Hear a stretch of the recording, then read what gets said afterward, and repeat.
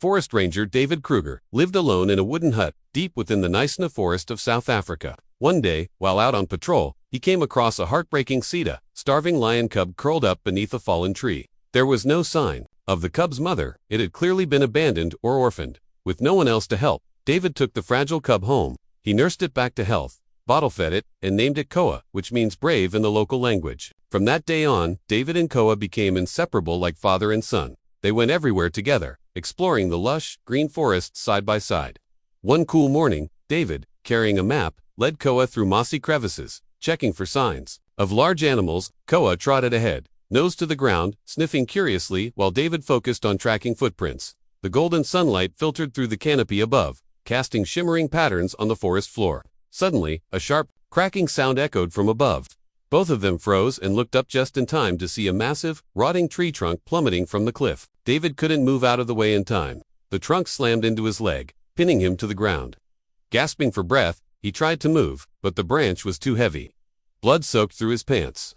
Desperate, David reached for his walkie-talkie, but it had shattered in the impact.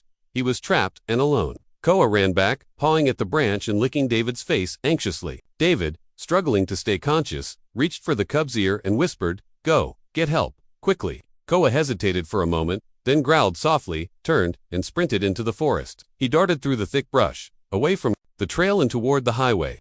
Out on the road, police officer Sophia Fembu was on patrol when she spotted something moving toward her. Her eyes widened. It was a lion. She jumped behind her car door and drew her gun, but then she noticed something strange. The lion was carrying a broken, blood-stained walkie-talkie in its mouth.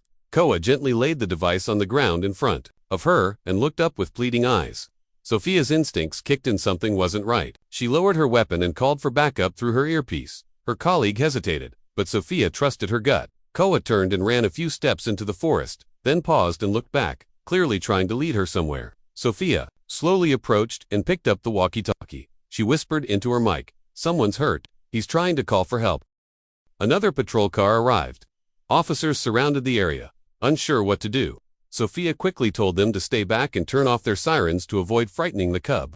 Koa let out a soft bark and ran into the woods again, glancing back to make sure they followed. "Follow him," Sophia urged. "I believe someone needs us." Guns lowered. The officers began following Koa's paw prints along the damp forest floor. He led them swiftly through the underbrush, occasionally stopping to roar or look back to make sure they were still behind him. Finally, they heard a faint groan behind a moss-covered rock. There, crushed under the weight of the fallen trunk, lay David, his face pale, hands still clutching the heavy branch. Sophia rushed to his side, checked his pulse, and called out, "We've got a man down. Get medical help." David opened his eyes and gave a weak smile. "He found you," he whispered. Koa stood beside him, gently licking David's face, eyes filled with emotion like he understood the importance of what he had done. The officers quickly worked together, using crowbars and ropes to lift the heavy log off David's leg. Blood flowed freely, but Sophia acted fast, applying pressure to stop the bleeding. A medical team arrived shortly after, carrying a stretcher. Koa never left David's side, barking protectively whenever anyone handled him too roughly. "We've got a male, femur fracture, moderate blood loss, stable vitals," Sophia reported. David was carefully loaded onto the stretcher, clinging to Koa's leg as if he didn't want to let go of his brave little hero. As they exited the forest, the late afternoon sun cast a golden glow through the trees, making the moment feel surreal. Sophia gently patted Koa's head and whispered, "You did great, kid." In the ambulance, Koa sat beside David, staring out the window as if still on duty. One officer whispered to another, "We were just saved by a lion cub." At Nysna Central Hospital, doctors performed emergency surgery to repair David's leg and stop the bleeding. It took 2 hours, but they were optimistic he'd recover with a few weeks of rest. Meanwhile, Koa was temporarily kept at the police station for a health check and observation. But he refused to eat or drink, staying pressed against the wall, staring toward the hospital as if waiting. Sophia, touched by the cub's loyalty, requested permission to bring Koa to visit David. When it was approved, she carried Koa gently into David's hospital room, where warm sunlight poured in through the window. David's face lit up with joy. "Come here, my little hero," he said, arms outstretched. Koa bounded into his lap, nuzzling into his chest. Sophia took out her phone to capture the reunion, eyes welling with tears. A nearby nurse whispered, "I've never seen such a loyal and intelligent animal." As David shared the story with hospital staff, word of COA's heroic act spread quickly. News stations picked up the story. Lion cub saves ranger in Nysna Forest.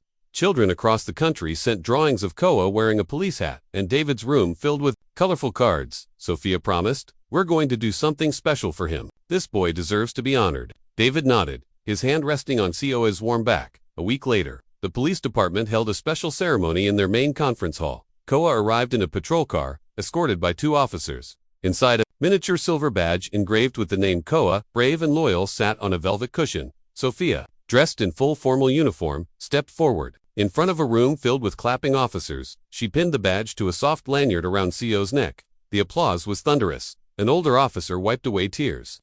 "I've never clapped for an animal before," he said. "But today, he earned it." Still on crutches, David stood behind them, his eyes full of pride as he watched Koa standing tall, like a junior officer on the biggest day of his life.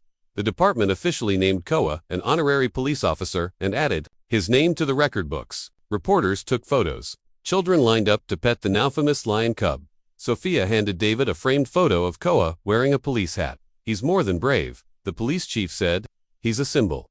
Today, that photo still hangs in the main hallway of the police station. Eventually, David was discharged and returned to his cabin in the woods, this time with his brave little friend by his side. They resumed their peaceful walks through the nice forest, where the light filtering through the trees seemed to welcome them home. Sophia visits from time to time, bringing treats and toys for Koa, who always greets her with a wagging tail and bright eyes. Koa's title as an honorary police officer became a lasting inspiration, a story of courage, loyalty, and an unbreakable bond between man and lion.